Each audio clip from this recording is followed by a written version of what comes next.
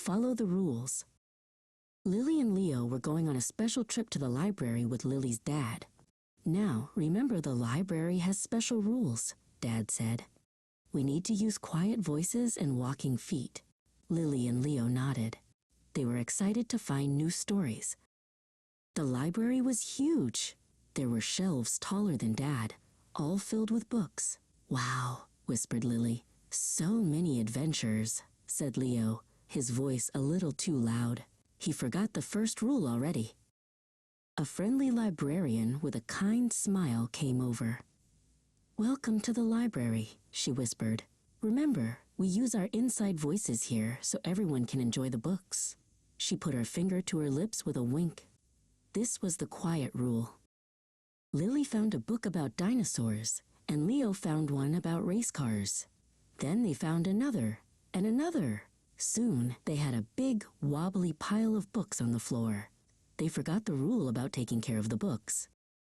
Let's play hide and seek, Leo suddenly shouted, forgetting the quiet rule again. He zoomed past a bookshelf. You can't catch me. Lily giggled and chased after him. They were not using their walking feet. As Leo turned a corner, crash! He bumped right into a tall cart full of books. Books tumbled and slid everywhere, making a very loud noise. Everyone in the library stopped and looked. Leo's face turned red. He didn't mean to break the rule and make a mess. Lily's dad and the kind librarian hurried over. Are you okay?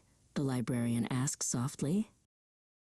I'm sorry, Leo mumbled. We were running. Library rules are here to keep everyone and all our books safe. Dad explained gently. Let's help clean up. So Lily and Leo helped the librarian put every single book back on the cart. They used their helping hands and their quiet voices. They understood why rules were important. After the books were all picked up, they each chose one book to take home. They used their walking feet to go to the desk and their quiet voices to say thank you. Following the rules made the library a happy place for everyone.